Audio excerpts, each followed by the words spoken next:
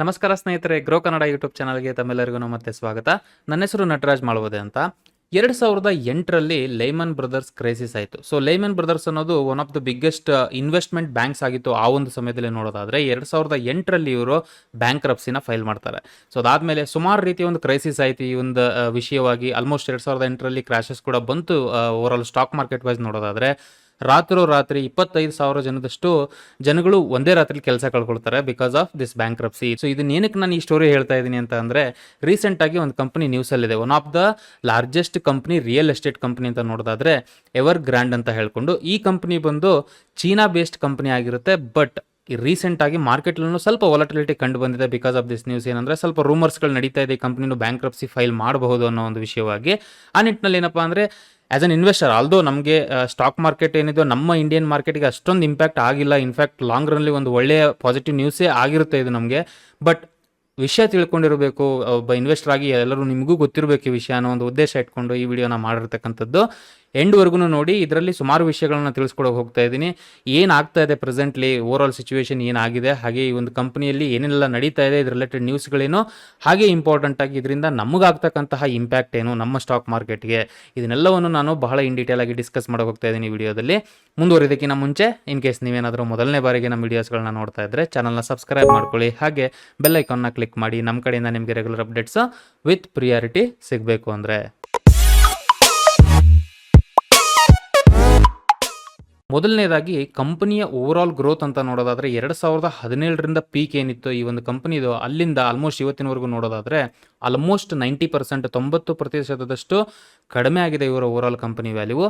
ಇದರಿಂದ ನಮ್ಗೆ ಕ್ಲಿಯರ್ ಆಗಿ ಗೊತ್ತಾಗುತ್ತೆ ಸುಮಾರು ಒಂದು ಲಾಸ್ ಅಥವಾ ನಷ್ಟವನ್ನು ಈ ಕಂಪನಿ ಕಾಣ್ತಾ ಇದೆ ಇವತ್ತಿನ ಮಟ್ಟಿಗೆ.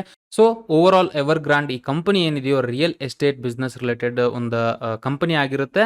1996ರಲ್ಲಿ ಚೀನಾದ ಸದರನ್ ಸಿಟಿ ಗ್ಯಾನ್ಜೋ ಈ ಒಂದು ನಗರದಲ್ಲಿ ಸ್ಟಾರ್ಟ್ ಆಗಿರತಕ್ಕಂತಹ ಕಂಪನಿ ಆಗಿದೆ ಇದು. ಸುಮಾರು ಇಲ್ಲಿವರೆಗೂ 1300ಕ್ಕಿಂತ ಜಾಸ್ತಿ ಪ್ರಾಜೆಕ್ಟ್ಸ್ಗಳನ್ನ ಚೀನಾದಲ್ಲಿರ್ತಕ್ಕಂಥ ಸಿಟೀಸ್ಗಳಲ್ಲಿ ಈ ಕಂಪನಿ ಇಲ್ಲಿವರೆಗೂ ಡೆವಲಪ್ ಮಾಡಿರುತ್ತೆ. ಹಾಗೆ ಬೆಳೀತಾ ಕಂಪನಿ ದೊಡ್ಡ ಮಟ್ಟಿಗೆ ಬೆಳೆಯುತ್ತೆ. ಬಟ್ ವಿಷಯಕ್ಕೆ ಬರೋಣ, ಯಾವ ರೀತಿ ಬೆಳೆದಿದೆ ಅನ್ನೋದನ್ನ ಆಮೇಲೆ ನೋಡೋಣ. ಸೊ ಓವರಾಲ್ ಒಂದು ದೊಡ್ಡ ಕಂಪನಿಯಾಗಿ ಬೆಳೆಯುತ್ತೆ. ಇವತ್ತಿನ ಮಟ್ಟಿಗೆ ನೋಡೋದಾದ್ರೆ ಗ್ಲೋಬಲ್ ಫಾರ್ಚೂನ್ 500 ಕಂಪನೀಸ್ಗಳಲ್ಲಿ ಅಥವಾ ಎಂಟರ್ಪ್ರೈಸಸ್ ಅಲ್ಲಿ ಈ ಒಂದು ಕಂಪನಿನೂ ಕೂಡ ಆಗಿರುತ್ತೆ. ಬರೀ ರಿಯಲ್ ಎಸ್ಟೇಟ್ ಎಲ್ಲ ಅದಾದ್ಮೇಲೆ ಬೇರೆ ರೀತಿಯಲ್ಲಿ ಎಕ್ಸ್ಪ್ಯಾಂಡ್ ಮಾಡ್ತಾ ಹೋಗುತ್ತೆ company. Like ever grand new energy auto ಇರ್ಬೋದು, ಎವರ್ ಗ್ರ್ಯಾಂಡ್ ಪ್ರಾಪರ್ಟಿ ಸರ್ವಿಸಸ್, ಹಾಗೆ ಹೆಂಟನ್ ನೆಟ್ವರ್ಕ್ಸ್ ಇರ್ಬೋದು, FCB, ever grand fairy land ಅಂತ ಹೇಳ್ಕೊಂಡು, ever grand health, ever grand spring, ಈ ತರ ವೇರಿಯಸ್ ಇಂಡಸ್ಟ್ರೀಸ್ಗಳಿಗೆ ತನ್ನ ಒಂದು ಡೆವಲಪ್ಮೆಂಟ್ ಏನಿದೆ ಬಿಸ್ನೆಸ್ ಡೆವಲಪ್ಮೆಂಟ್ ನ ಮಾಡ್ಕೊಂಡು ಹೋಗುತ್ತೆ ಕಂಪನಿ. ಹಾಗೆ one of the major company ಆಗುತ್ತೆ ಗ್ಲೋಬಲ್ ಅಲ್ಲಿ ನೋಡೋದಾದ್ರೆ, ಒಂದು ವರ್ಲ್ಡ್ ವೈಸ್ ನೋಡೋದಾದ್ರೆ. ಸೊ ಇವಾಗ ಕ್ವಶನ್ ಹುಟ್ಟುತ್ತೆ, ಯಾಕೆ ಇದು ಇಂಪಾರ್ಟೆಂಟ್ ನಮಗೆ, ಯಾಕೆ ಈ ಒಂದು ವಿಷಯವಾಗಿ ನಾವು ಡಿಸ್ಕಸ್ ಮಾಡಬೇಕು ಸ್ಟಾಕ್ ಮಾರ್ಕೆಟ್ ರಿಲೇಟೆಡ್ ಅಂತ ಅಂದ್ರೆ, ಎವರ್ ಗ್ರ್ಯಾಂಡ್ ಕಂಪನಿ ಅನ್ನೋದು ನಾನು ಆಲ್ರೆಡಿ ಹೇಳಿರೋ ಪ್ರಕಾರ ಬಹಳ ದೊಡ್ಡ ಮಟ್ಟಿಗೆ ಬೆಳೆದಿರತಕ್ಕಂತಹ ಕಂಪನಿ. ಹಾಗೆ ಏನಪ್ಪ ಅಂದರೆ ಇದರಿಂದ ಸುಮಾರು ಜನ ಕೆಲಸ ಮಾಡ್ತಿದ್ದಾರೆ ಕಂಪನಿಯಲ್ಲಿ, ಬಿಕಾಸ್ ಇವರ ಬಿಸ್ನೆಸ್ ತುಂಬ ದೊಡ್ಡದು ಇರೋದ್ರಿಂದ. ಸೊ ಇಲ್ಲೇನಾಗುತ್ತೆ, ಲಿಕ್ವಿಡಿಟಿ ಇಶ್ಯೂಸ್ಗಳು ಬರುತ್ತೆ. ಅಂದರೆ ಅವ್ರ ಹತ್ರ ಅಸೆಟ್ ಇರುತ್ತೆ, ಅಂದರೆ ಅವ್ರ ಹತ್ರ ಒಂದು ಆಸ್ತಿ ಅಂತ ಇರುತ್ತೆ, ಬಟ್ ಆಸ್ತಿನ ತಗೊಳ್ಳೋರು ಯಾರೂ ಬರ್ತಿರಲಿಲ್ಲ. So because it's very simple. ಯಾಕಂದರೆ ಈ ಥರ ಸಿಚುವೇಶನ್ಸ್ಗಳಲ್ಲಿ ರೂಮರ್ಸ್ಗಳು ನಡೀತಾ ಇದೆ, ಕಂಪನಿ ಬ್ಯಾಂಕ್ರಪ್ಸಿ ಫೈಲ್ ಮಾಡ್ತಾ ಇದೆ ಅನ್ನೋ ಸಮಯದಲ್ಲಿ ಈ ಒಂದು ಅಸೆಟ್ಗೆ ವ್ಯಾಲ್ಯೂ ಇದ್ರೂ ಕೂಡ, ಅವ್ರ ಹತ್ರ ಇರೋ ಅಸೆಟ್ಗೆ ವ್ಯಾಲ್ಯೂ ಇದ್ರೂ ಕೂಡ ಜನಗಳು ತಗೊಳ್ಳಿಕ್ಕೆ ಹಿಂದೆ ಮುಂದೆ ನೋಡ್ತಾರೆ. ಸೊ ಹಾಗಾಗಿ ಏನಪ್ಪಾ ಅಂದ್ರೆ, ರೀಸೆಂಟ್ ಆಗಿ ಸೆಪ್ಟೆಂಬರ್ 2020ಯಲ್ಲಿ ಈ ಲಿಕ್ವಿಡಿಟಿ ಕ್ರಂಚ್ ಅಂತ ಹೇಳ್ತಾರೆ. ಸೊ ಇದನ್ನ ಆಲ್ಮೋಸ್ಟ್ ಹೋಗಿತ್ತು ಕಂಪನಿ ಆ ಲೆವೆಲ್ಗೆ, ಬಟ್ ಸರ್ವೈವ್ ಆಗಿದೆ. ಆಗಸ್ಟ್ 2020ಯಲ್ಲಿ ಗ್ವಾಂಗ್ಡಾಂಗ್ ಅನ್ನೋ ಒಂದು ಗೌರ್ಮೆಂಟ್ ಏನಿದೆಯೋ, ಅಂದ್ರೆ ಇದು ನಾನು ಆಗ್ಲೇ ಏನು ಹೇಳಿದ್ನೋ city, major city, southern city, so ಅದರಲ್ಲಿ ಬರ್ತಕ್ಕಂತಹ ಒಂದು ಪರ್ಟಿಕ್ಯುಲರ್ ಏರಿಯಾ ಆಗಿದೆ. ಈ ಒಂದು ಗೌರ್ಮೆಂಟ್ಗೆ ಲೆಟರ್ ಕಳಿಸುತ್ತೆ ಕಂಪನಿ. ಜನವರಿ 2021 ಒಳಗಡೆಗೆ ಏನೇನೆಲ್ಲ ಡ್ಯೂಸ್ಗಳಿದೆಯೋ ಅದು ಪೆಂಡಿಂಗ್ ಅಲ್ಲಿದೆ. ಹಾಗಾಗಿ ಏನಪ್ಪಾ ಅಂದ್ರೆ ಲಿಕ್ವಿಡಿಟಿ ಕ್ರೈಸಿಸ್ ಆಗ್ಬೋದು ನಮ್ಮಲ್ಲಿ ಅನ್ನೋ ಒಂದು ವಿಷಯವಾಗಿ ಲೆಟರ್ ಕಳಿಸುತ್ತೆ. ಸೊ ಆಬ್ವಿಯಸ್ಲಿ ಆ ತರ ಆದಾಗ, ಲಿಕ್ವಿಡಿಟಿ ಕ್ರೈಸಿಸ್ ಆದಾಗ ಅದು ನೆಕ್ಸ್ಟ್ ಮೇಜರ್ ಡಿಸಾಸ್ಟರ್ಗೆ ಹೋಗುತ್ತೆ. ಅಂದ್ರೆ ಓವರ್ ಆಲ್ ಡಿಫಾಲ್ಟ್ ಹೋಗಬಹುದು ಕಂಪನಿ. ಸುಮಾರು $13 ಬಿಲಿಯನ್ ನಷ್ಟು ಅಮೌಂಟ್ ಏನಿತ್ತು ಇದರ ರೀಪೇಮೆಂಟ್ ಕೊಡಬೇಕಾಗಿರ್ತಕ್ಕಂಥದ್ದನ್ನ ಹಿಂದ್ಗಡೆ ತಗೊಂಡಿರೋದ್ರಿಂದ ಮೇಜರ್ ಇನ್ವೆಸ್ಟರ್ಸ್ಗಳು ಆ ಟೈಮಲ್ಲಿ ಸರ್ವೈವ್ ಆಗಕ್ಕಾಯ್ತು. ಕಂಪನಿ ಲಿಕ್ವಿಡಿಟಿ ಕ್ರೈಸಿಸ್ ಆ ತರದ್ದೆಲ್ಲ ಆಗ್ಲಿಲ್ಲ. ಆದ್ರೆ ಕಂಪನಿಲಿ ಇರ್ತಕ್ಕಂತಹ ಸಾಲ ಏನಿದೆಯೋ ಅದು ಹೋಗ್ಲಿಲ್ಲ, ಕಂಪನಿ ಬಿಟ್ಬಿಟ್ಟು ಬೆಳಿತಾನೆ ಬಂತು. ಹಾಗೇನಪ್ಪಾ ಅಂದ್ರೆ ಇದು ಸ್ವಲ್ಪ ರಿಸ್ಕಿ ಸಿಚುವೇಶನ್ ಆಗಿರುತ್ತೆ. ಈ ಒಂದು ಡ್ಯೂ ಇರ್ತಕ್ಕಂಥವ್ರಿಗೆ, ಅವ್ರಿಗೆಲ್ಲಾನು ರಿಸ್ಕಿ ಆಗಿರುತ್ತೆ. ಬಿಕಾಸ್ ದುಡ್ಡು ಬರ್ತಕ್ಕಂಥ ಚಾನ್ಸಸ್ ಕಡಿಮೆ ಇರುತ್ತೆ. ಯಾವಾಗ ಬ್ಯಾಂಕ್ರಪ್ಸಿ ಅದೆಲ್ಲ ಫೈಲ್ ಆಗೋಯ್ತು ಅಂತಂದ್ರೆ ಅವ್ರಿಗೆ ಆ ದುಡ್ಡು ಬರ್ದೇನೂ ಇರಬಹುದು. ಸೊ ಹಾಗಾಗಿ ಏನು ಅಂತಂದ್ರೆ, ಸದ್ಯಕ್ಕೆ ಈ ಇನ್ವೆಸ್ಟರ್ಸ್ಗಳು ಯಾರಿರೋರು, ಈ ಓವರ್ ಆಲ್ ಕಂಪನಿ ರಿಲೇಟೆಡ್, ಹಾಗೆ ಲೆಂಡರ್ಸ್ಗಳು, ಓವರ್ ಆಲ್ ಸಪ್ಲೈಯರ್ಸ್ಗಳು ಇವಾಗ ಸಂಕಷ್ಟದಲ್ಲಿ ಸಿಗಾಕೊಂಡಿದ್ದಾರೆ. ಸೊ ಓವರ್ ಆಲ್ ಸದ್ಯಕ್ಕೆ ನೆಕ್ಸ್ಟ್ ಏನಾಗ್ತಿದೆ ಈ ಕಂಪನಿಲಿ ಅಂತ ನೋಡೋದಾದ್ರೆ, ನಾವು ನಿಮ್ಗೆ ಈಸಿಯಾಗಿ ಅರ್ಥ ಆಯ್ತು ಈ ಓವರ್ ಆಲ್ ಸಿಚುವೇಶನ್ ಪ್ರಕಾರ ಯಾವ ಕಂಪನಿ ಈ ಒಂದು ಎಷ್ಟೇ ದೊಡ್ಡ ಕಂಪನಿ ಆಗಿದ್ರು ಕೂಡ ಸಾಲ ಜಾಸ್ತಿ ಇದೆ ಅಥವಾ ಸಾಲ ಡ್ಯೂಗಳು ಜಾಸ್ತಿ ಇದೆ ಅವ್ರದ್ದು ಅಂತ ಅಂದಾಗ ಆಬ್ವಿಯಸ್ಲಿ ಕಂಪನಿಗೆ ಅದೊಂದು ಮೇಜರ್ ರಿಸ್ಕ್ ಆಗಿರುತ್ತೆ, ಈ ಒಂದು ಅದು ಯಾವ ಲೆವೆಲ್ಗೂ ಬೆಳೆದಿದ್ರು ಕೂಡ. ಸೊ ಆ ನಿಟ್ಟಿನಲ್ಲಿ ಏನು ಅಂತಂದರೆ ಮೊದಲನೇ ಪಾಯಿಂಟ್ ಬಂದು ರೆಗ್ಯುಲೇಟರ್ಸ್ಗಳು ರಿಸ್ಟ್ರಿಕ್ಷನ್ ತಂದಿರತಕ್ಕಂಥದ್ದು.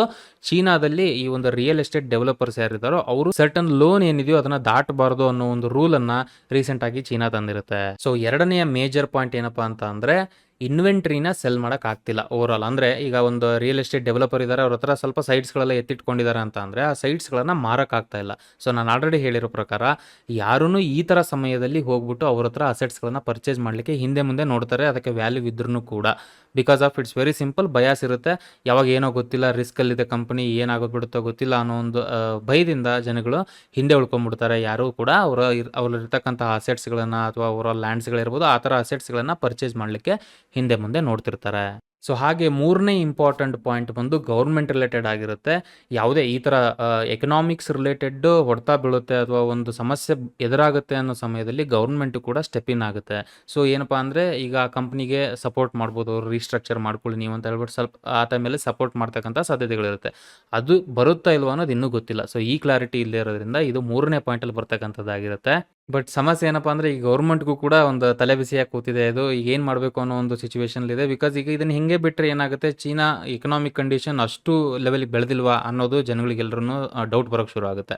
ಸಪೋಸ್ ಅವ್ರು ಸ್ಟೆಪ್ ಇನ್ ಆದರು ಅಂತ ಅಂದರೆ ಈ ಥರ, ಸಪೋಸ್ ಸ್ಟೆಪ್ ಇನ್ ಆಗಿಲ್ಲ ಅಂತ ಅಂದರೆ ಓವರಾಲ್ ಒಂದು ರಿಪಲ್ ಎಫೆಕ್ಟ್ ಅಂತ ಹೇಳ್ತಾರೆ, ಇದರಿಂದ ಬರ್ತಕ್ಕಂಥ ಓವರಾಲ್ ಎಫೆಕ್ಟ್ ಏನಿದೆ ಬೇರೆ ಇಂಡಸ್ಟ್ರಿಗೂ ಆಗುತ್ತೆ. ಅಫ್ಕೋರ್ಸ್ ಚೀನಾ ಎಕನಾಮಿ ಮೇಲೆ ಭಾಳನೇ ಮೇಜರ್ ಆಗಿ ಇಂಪ್ಯಾಕ್ಟ್ ತರ್ತಕ್ಕಂಥದ್ದಾಗಿರುತ್ತೆ.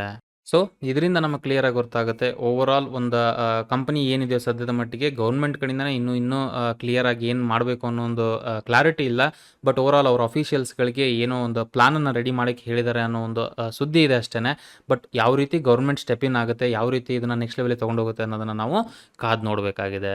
ಸೊ ಇವಾಗ ಅರ್ಥ ಮಾಡ್ಕೊಳ್ಳೋಣ. ನಾನು ಆಲ್ರೆಡಿ ಹೇಳಿದೆ ಸ್ಟಾರ್ಟಿಂಗಲ್ಲಿ, ವಿಡಿಯೋ ಸ್ಟಾರ್ಟಿಂಗಲ್ಲಿ ಲೇಮನ್ ಬ್ರದರ್ಸ್ ಕ್ರೈಸಿಸ್ ಆಯಿತು ಅಂತ ಹೇಳ್ಕೊಂಡು 2008ಅಲ್ಲಿ. ಸೊ ಆ ಒಂದು ಸಿಚುವೇಶನ್ಗೂ ಇವತ್ತು ಈ ಒಂದು ಎವರ್ ಗ್ರಾಂಡ್ ಕಂಪನಿಗೆ ಆಗ್ತಾ ಇರತಕ್ಕಂತಹ ಸಿಮಿಲಾರಿಟೀಸ್ಗಳು ಏನಾರು ಇದೆಯಾ?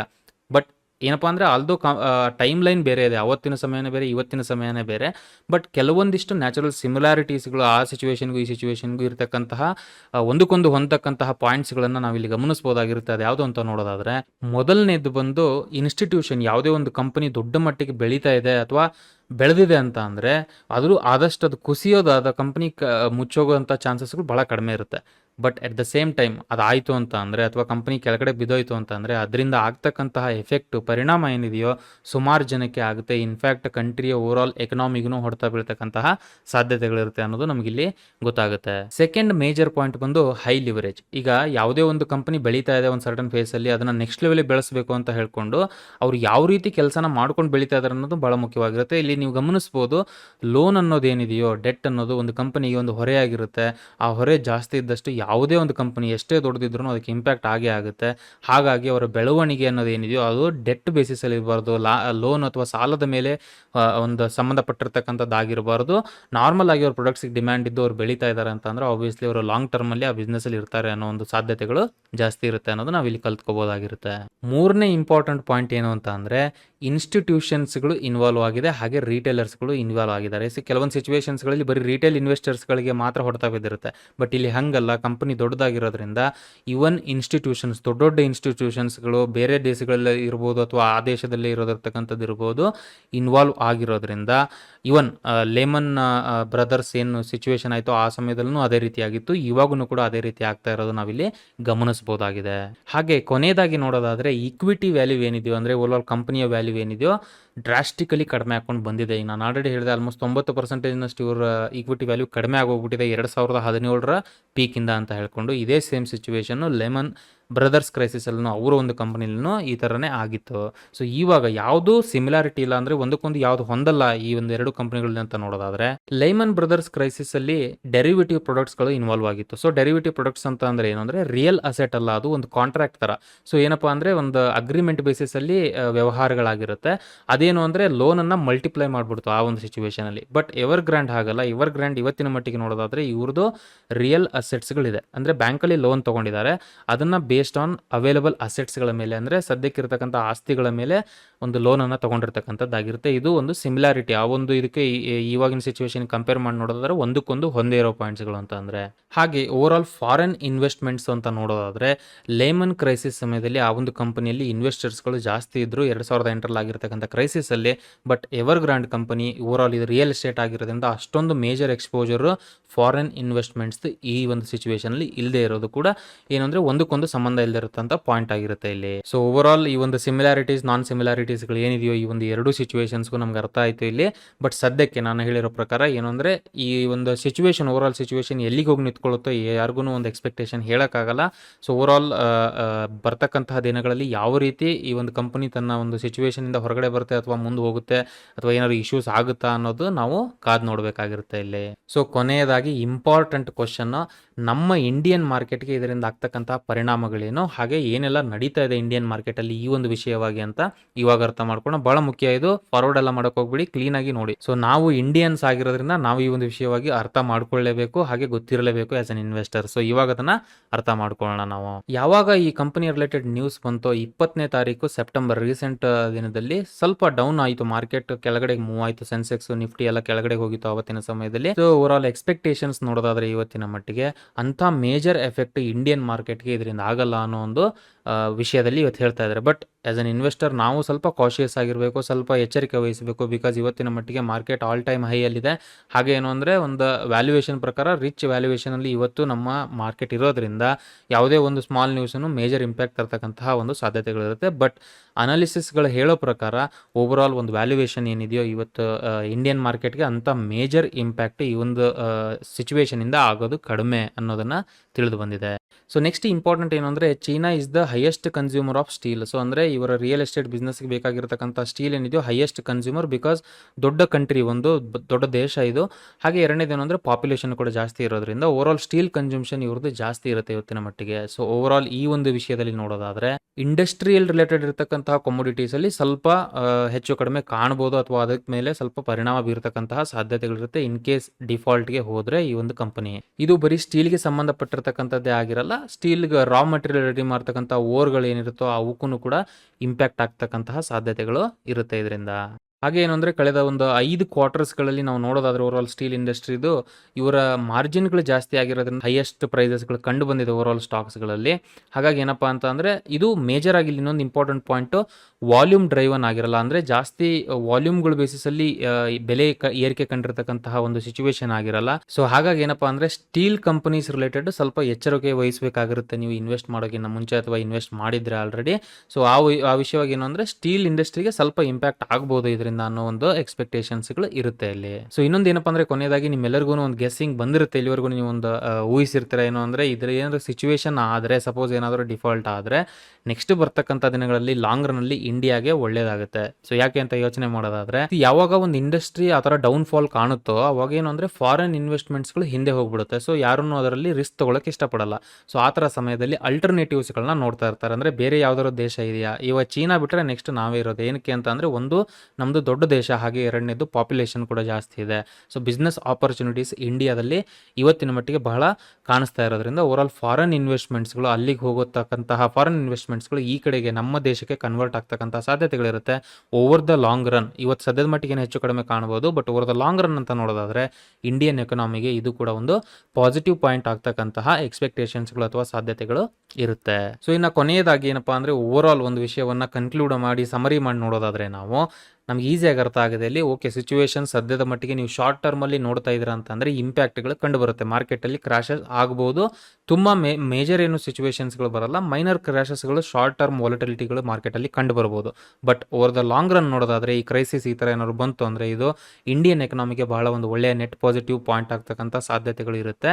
ಹಾಗೆ ಏನು ಅಂದರೆ ಮೇಜರ್ ಕಂಪನಿಗಳು ಯಾವುದಿದೆಯೋ ಇಂಡಿಯನ್ ಮಾರ್ಕೆಟ್ಸಲ್ಲಿ ಇವತ್ತಿನ ಮಟ್ಟಿಗೆ ಇರತಕ್ಕಂಥ ಆ ಕಂಪನಿಗಳಿಗೆ ಫಾರಿನ್ ಇನ್ವೆಸ್ಟ್ಮೆಂಟ್ಸ್ಗಳು ಬರ್ತಕ್ಕಂತಹ ಚಾನ್ಸಸ್ಗಳು ಇರುತ್ತೆ ಇದರಿಂದ. ಸೊ ಓವರ್ ಆಲ್ ಒಂದು ಲಾಂಗ್ ರನ್ ಅಲ್ಲಿ ನೋಡೋದಾದ್ರೆ ಈ ಪಾಯಿಂಟ್ಸ್ಗಳೆಲ್ಲ ಪಾಸಿಟಿವ್ ಪಾಯಿಂಟ್ಸ್ಗಳಾಗಿ ಕನ್ವರ್ಟ್ ಆಗುತ್ತೆ ಇಂಡಿಯಾಗೆ ಅನ್ನೋದು ನಾವಿಲ್ಲಿ ಅರ್ಥ ಮಾಡ್ಕೋಬೇಕಾಗಿರುತ್ತೆ.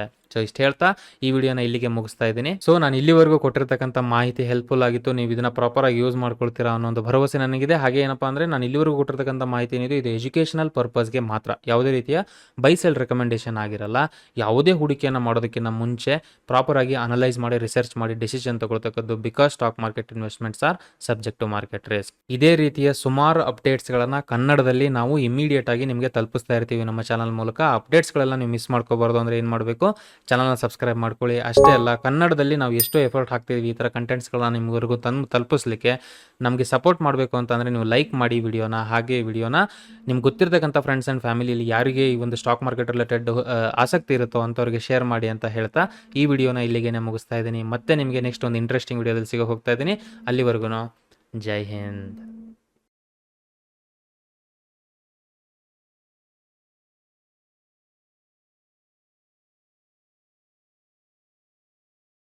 Investment in securities market are subject to market risks. Read all the related documents carefully before investing. Please read the risk disclosure documents carefully before investing in equity shares, derivatives, mutual fund, and or other instruments traded on the stock exchanges.